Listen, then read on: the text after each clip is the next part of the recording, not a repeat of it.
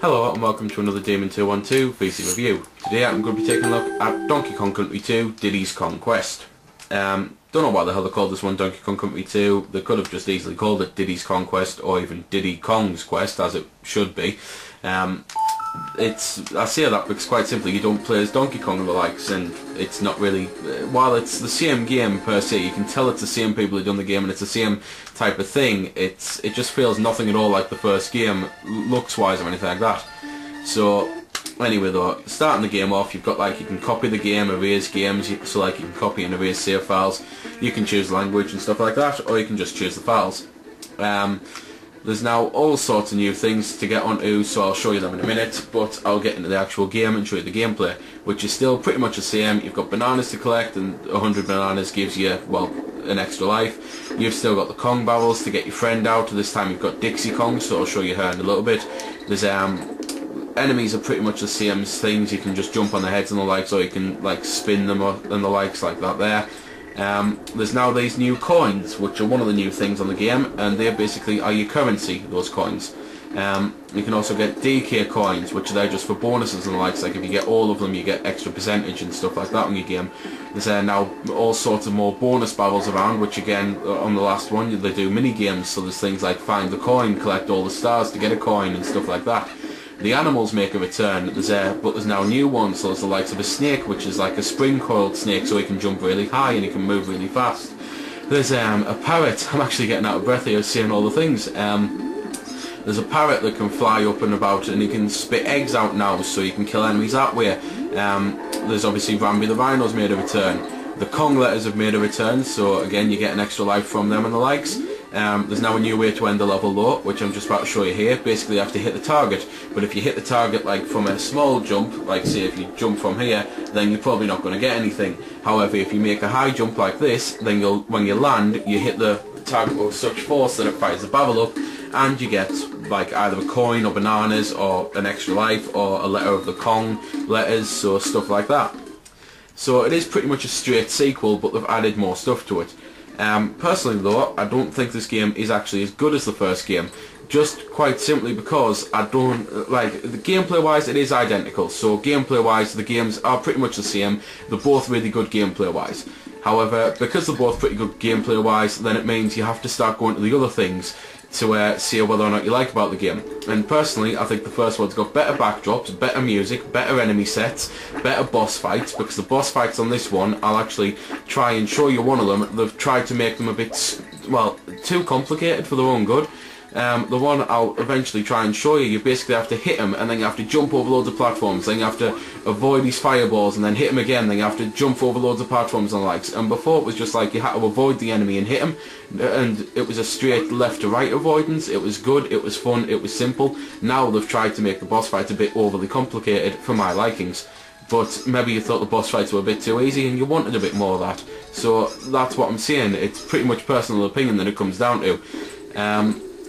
Don't really know what else there is much left to say. If you played the first game, then you know pretty much what to expect. If you haven't, then watch my first review and you'll know what to expect, because my first review took about 10 minutes and this one will probably take more. If I cover everything that's old about the game and then do the new stuff, it'll take about another 5 or 6 minutes. So I'm going to shut up now and let you listen to a bit of the music.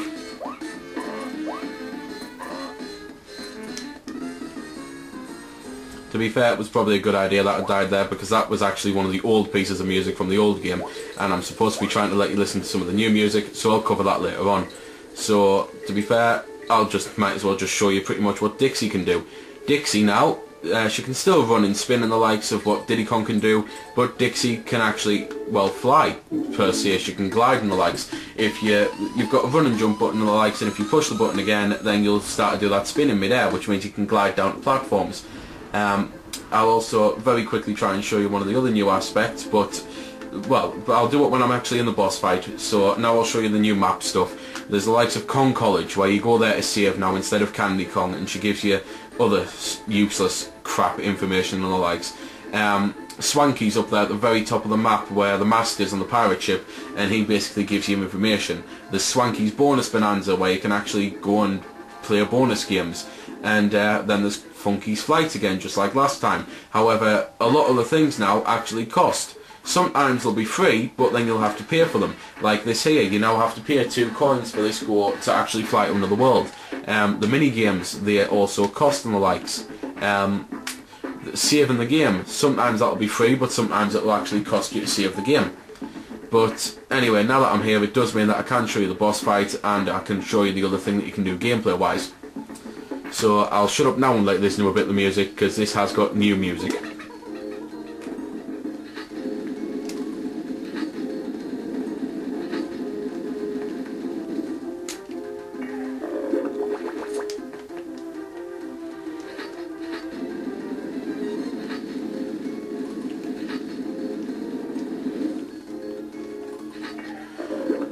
So there we go then, that was a little bit of the music. As soon as I land here I'll show you the other thing that you can do, because now you've got the tag button's different, because what used to be the tag button now lets you actually put your partner on your shoulders and you can use them to throw them. Some enemies you can actually kill them that way, sometimes you'll need it to access platforms, but obviously as I've just shown you there, don't try it on the boss because it just kills them outright.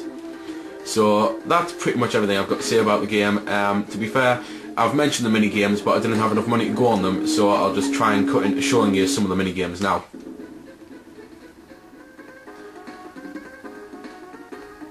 So there we go then, I'm into the bonus game area now. As you can see, once again, this is another one of the things that costs the coins to collect. Even the information on the game actually that helps you out about other games and bonus stuff is actually another... Oh, and this is one of the questions. What colours were the crocodile heads that you jumped on the first lava level? I haven't got a clue. I think it was red and blue. No, but basically they're just questions and the likes and stuff like that, and you'll get, I believe, coins or bananas from them, or sometimes extra lives. To be honest, I never play them because they're not actually important. They're not a part of the game that I would particularly say you need to do or anything like that, so you don't really have to worry about it.